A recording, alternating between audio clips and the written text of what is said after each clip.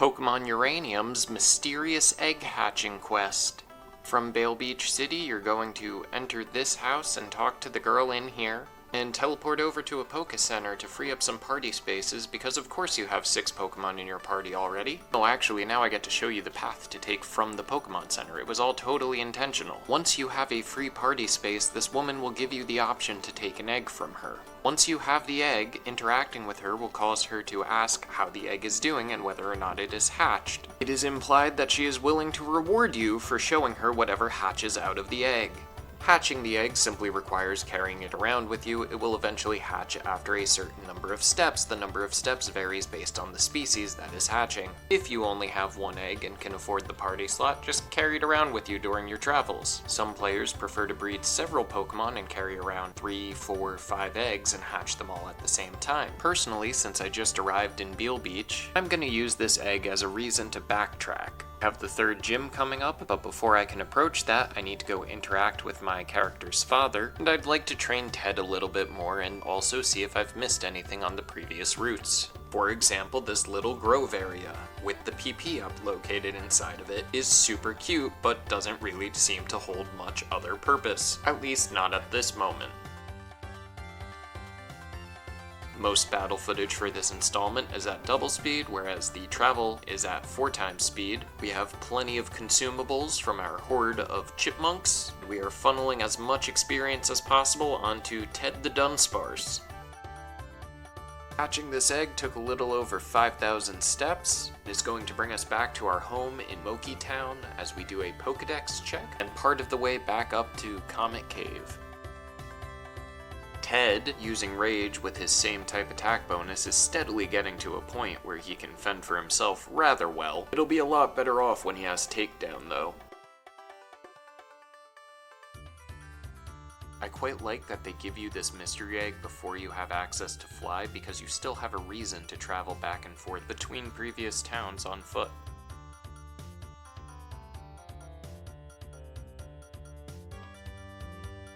Ooh, a Corsola. We're gonna have to try and catch that one.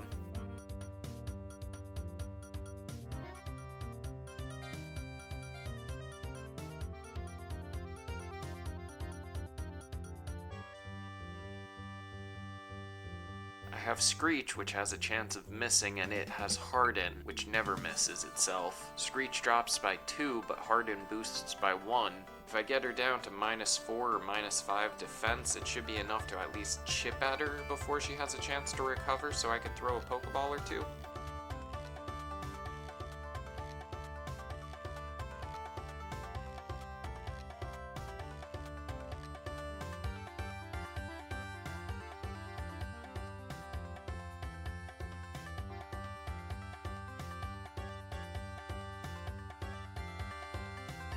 That is actually incredibly lucky. Either Pearl or Coral. We're gonna go with Pearl. Or maybe if I say it with a different inflection. Corral. Ted is up to level 15, and pickup consistently seems to not proc when you actually catch the Pokemon. You have to defeat something in battle.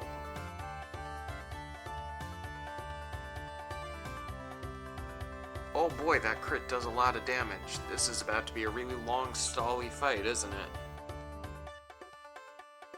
Alright, normal potions are fine if he doesn't crit, but if the snail does crit, all bets are off.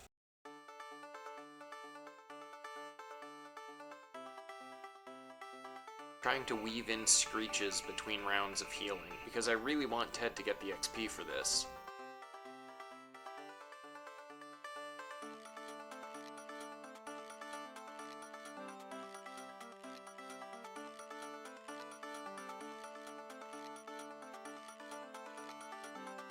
If I was counting right, Snail's at minimum defense right now.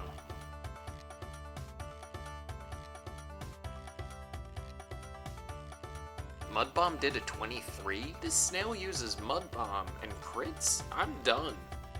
Maybe the original base 23 just happened to roll high.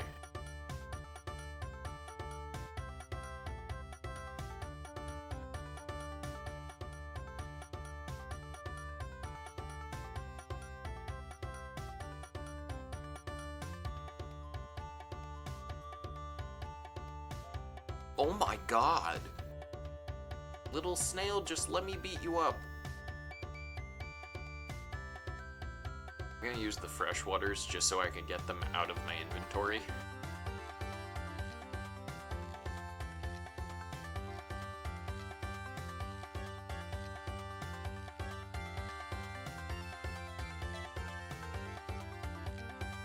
Bucko, you're in for a world of pain if I ever get this dirt out of my eyes.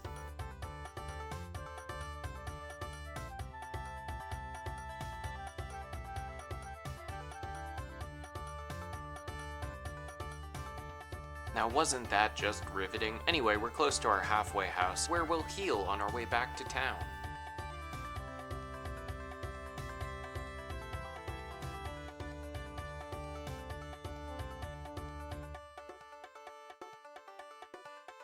I'm having war flashbacks, so we're gonna do something different. We're gonna use one of the chipmunks as cannon fodder and then send out Jonathan to one-shot this thing.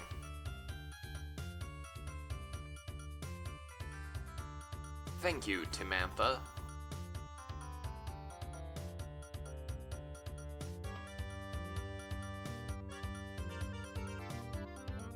I was really expecting to get a few steps closer to the cave before I had another fight, but I forgot to unequip the held items.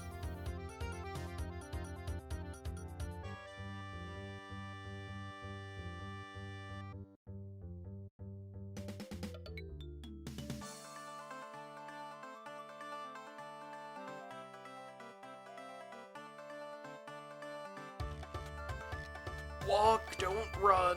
Running in most games raises the chance of hitting another random encounter. I'm gonna head back, heal, and then head out again.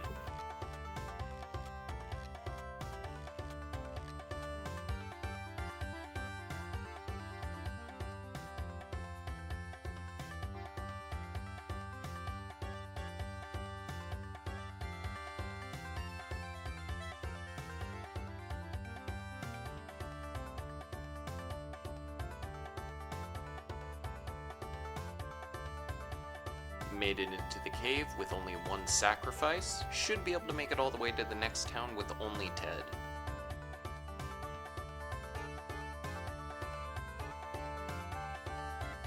Then I remember there's a rock steel type Ted is going to have no effect on whatsoever. At least I'm not worried about losing Jonathan here.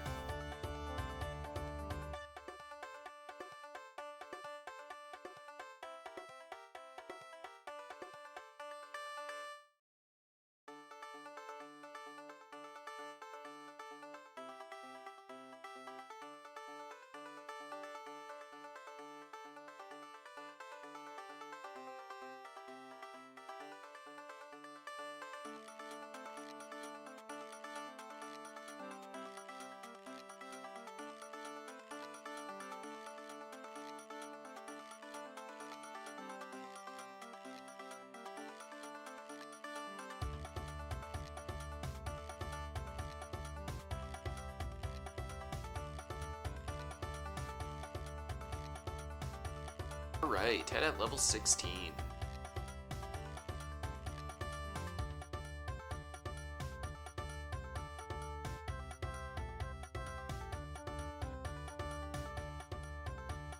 Alright, so Yawn is good and it doesn't miss, but I think negating Harden is more important at the moment for Ted than actually sleeping foes. As it stands, our egg still does not seem anywhere near close to hatching. But like they always say, if you want to make an omelet, you're gonna have to sprint through 3 towns with an egg.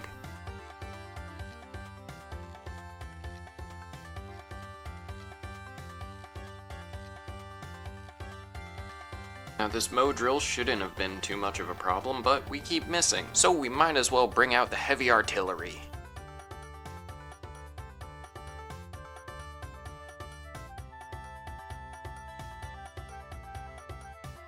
When you're farming items with pickup, make sure to collect those items between every battle.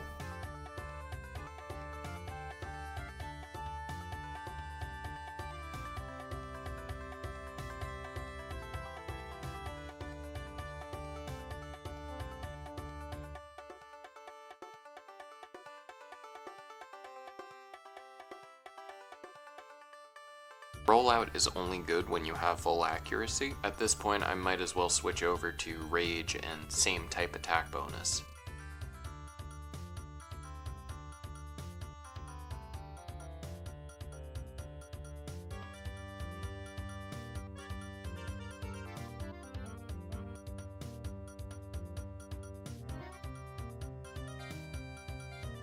That's actually a real nice chunk of experience.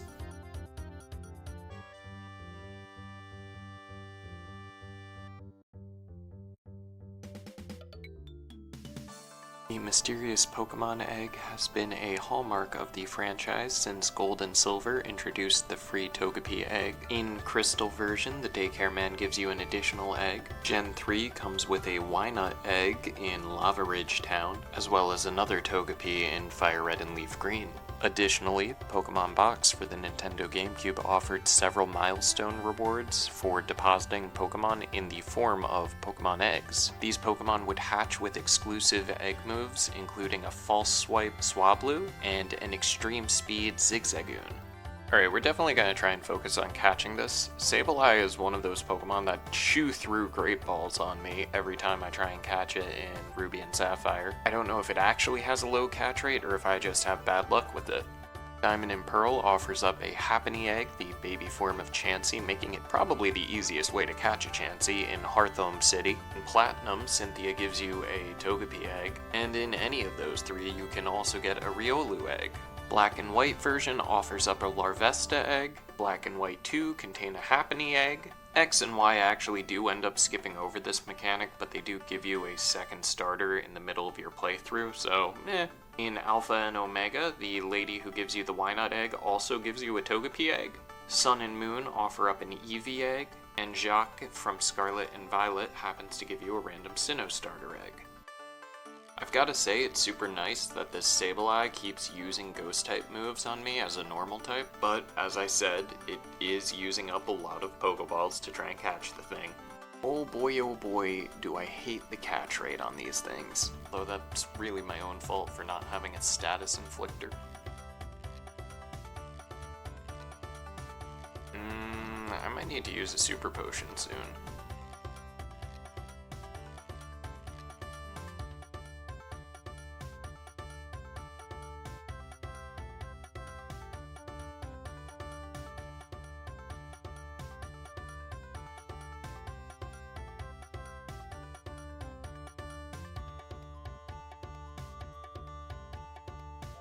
Phew, about time. We're gonna call him Impmon and probably not use him unless Mega Evolution is a thing here and I have a Mega Stone for him.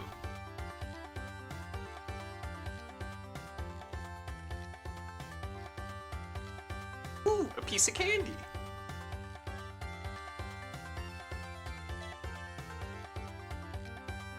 Huh, a wild cub fly, which leads me to believe that it does evolve again, and that this is like the cocoon phase.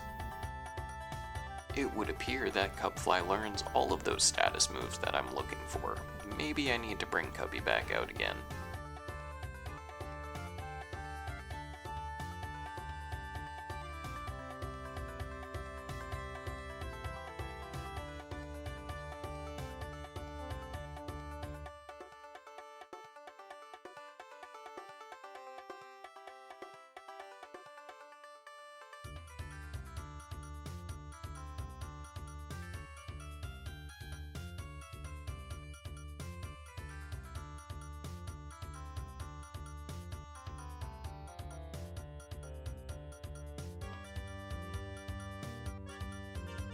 Claiming these berries in their final hour because we're not forgetting about them again.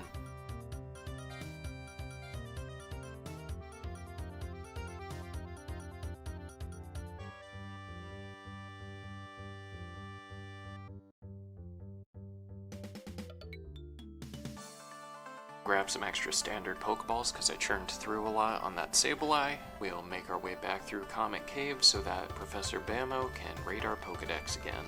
First, we'll sell some of these extra escape ropes because I'm never going to go through that many. I think we're going to start shaving empty frames a lot more aggressively. I would prefer if this video was shorter than the last. We have plenty of consumables for tanking damage and status effects, so we'll use Screech to lower our opponent's defenses as much as possible to conserve actual attack move power points.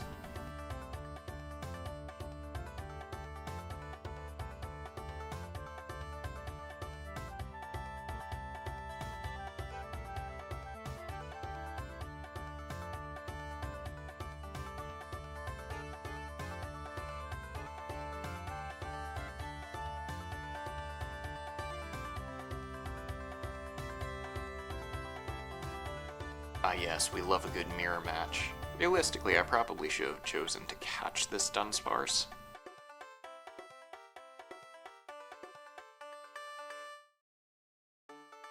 The Froggy is poison type, Magnitude's gonna do massive damage, we're gonna swap over to Jonathan and one-shot this thing.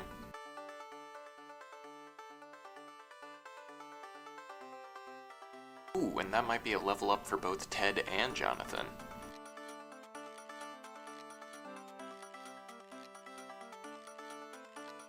Definitely getting to a point where Ted feels like he's fending for himself a lot better. It would be nice if I had a better stab move, though.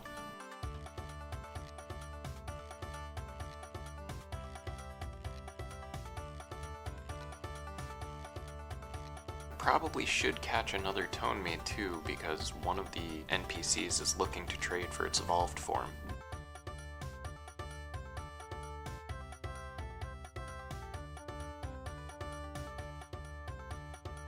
Ooh, a Comet. I wasn't able to catch that on my way through originally. This is precisely why I love backtracking when I'm trying to hatch eggs.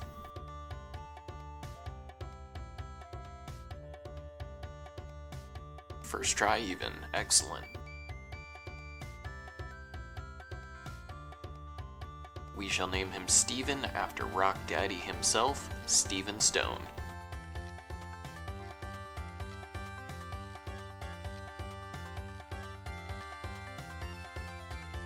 For the first in a long time, I skim through the Pokedex, and as I do so, some of my suspicions as to what has a third evolved form seems more plausible, like Cubfly and the Starter Bird, and additionally the gap after Dunsparce. It's a little weird to me that both Cubfly and Avidin evolve again, but the starters don't. But my choice to begin raising this Dunsparce feels even more promising.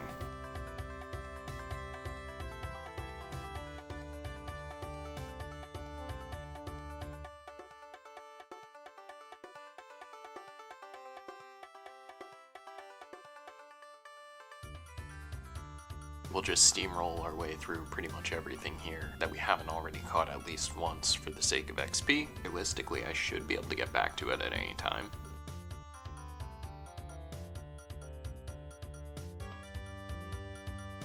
Now that we're back on Route 4, we'll head over to the beach that I missed earlier.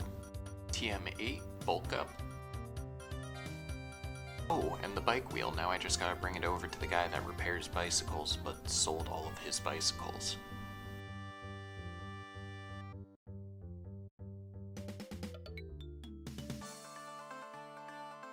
Jerbolta. I think the last time I encountered one in the wild, Jonathan critical hit it and knocked it out in one shot. Hopefully we can catch it this time around.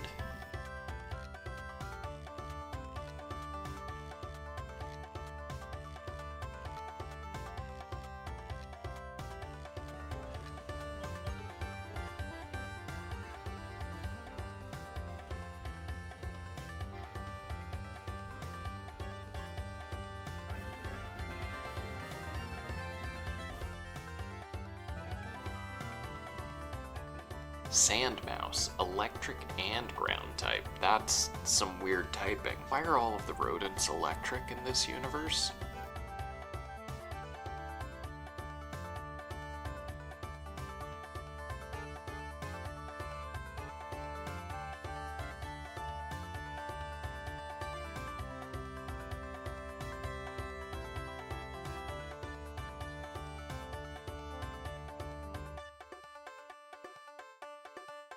Alright, Ted at level 19. Ancient Power's a bit weird because of how low the PP is on it, but like the chance to do all stats raised and also the fact that it's like 2 turns of rollout in one, I guess we can do without Screech for the time being. Plus that's a special attack for Ted to use.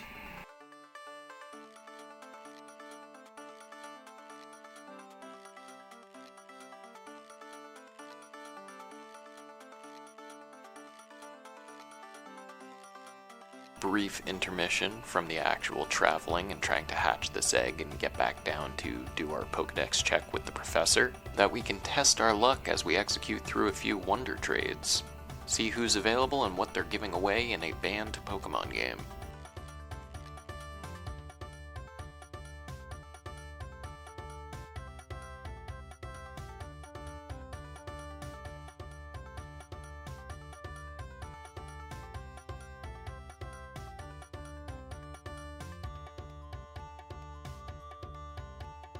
Alright, cool. I was beginning to get worried that there aren't actually any offers out here. There are, they're just few and far between.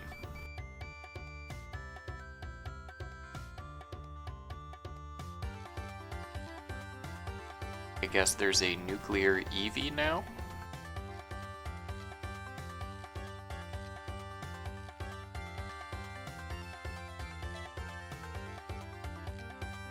'23 Dunsarif. That sounds like a Dunsparce evolution if I've ever heard of one.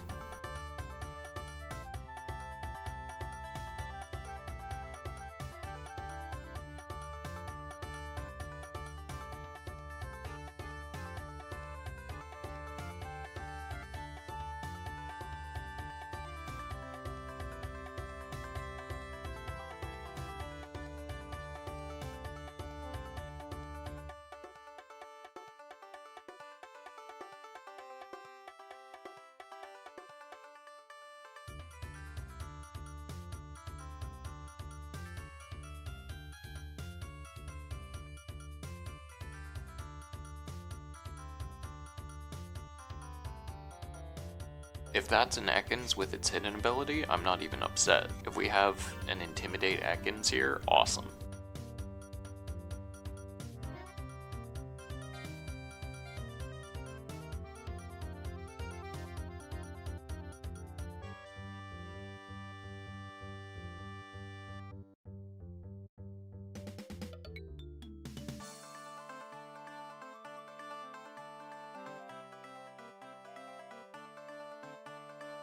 Similarly, traded Magikarp can't even really be mad, it's gonna level up a lot faster.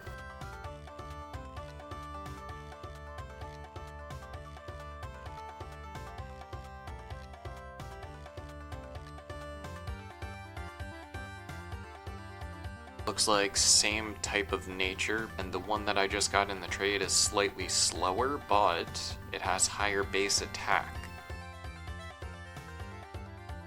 Speed is important when you're dealing with competitive play, but in general, going against NPCs, it's not a huge deal.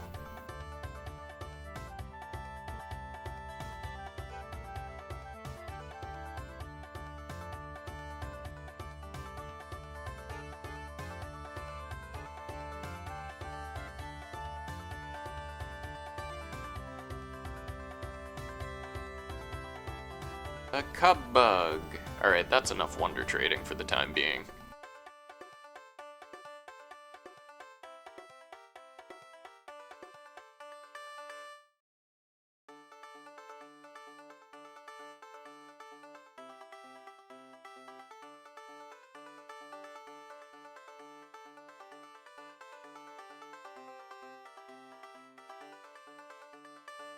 Gonna slap an XP share onto this Magikarp so we could get Gyarados pretty quick.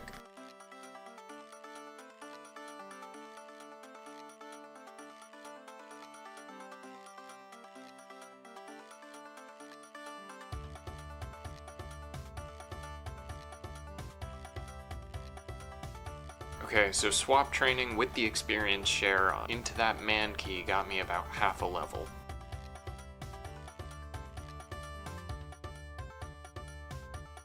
Magikarp at level 7 of 20 needed for Gyarados, at the price of Ted's experience rate being severely cut.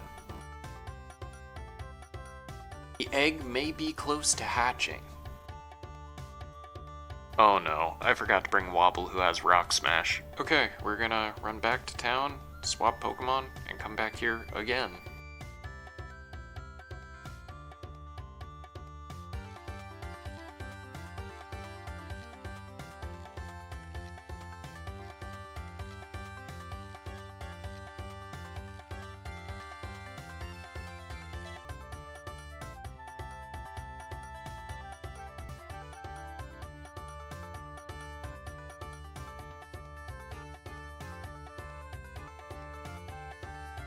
Hey, the carp's at level 8.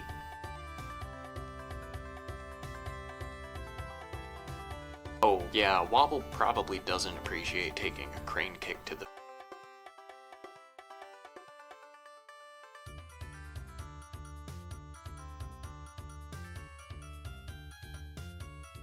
Auntie has been playing Wii Tennis. What a G.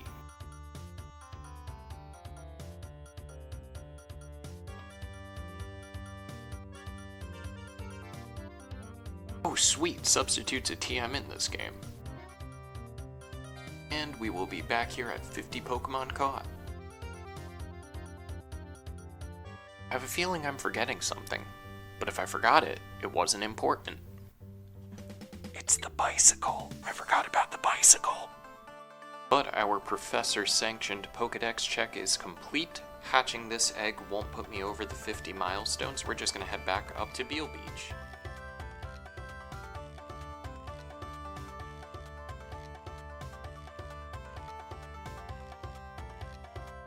Controller actually started vibrating here, which is what prompted me to do my inventory check. But then I spaced out and forgot about it until it started again, at which point I was trying to figure out if something was bugging. But it's really cool that it's the indicator that the Pokemon's about to hatch.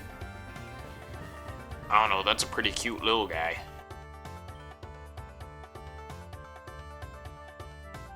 Oh, I need to name this before I know what it is. Whimsy?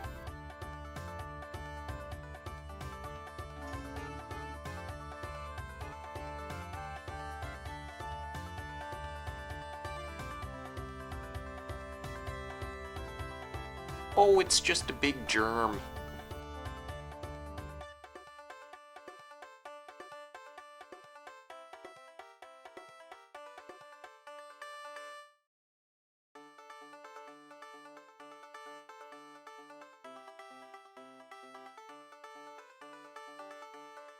I'm gonna store Whimsy in my PC for the time being, and I'm also gonna rearrange my party for the trip back up to Bealbeach. The experience rates I'm getting, I don't know that it's really worth bringing the Magikarp back for the return trip. Might be more worthwhile once I hit that little desert beach house area through Rochfale Cave, though. I don't need Rock Smash to get back to Bealbeach, and I was saying that Cubby learns the status infliction moves I was looking for, so maybe we'll level up Cubby on our way back. Ultimately, we are going to need to bring Whimsy back to the woman who handed us the egg, because when we show Whimsy to her, she will reward us with the TM Shockwave, electric type move which never misses. Oh no, a fire and flying type, my two weaknesses as a bug.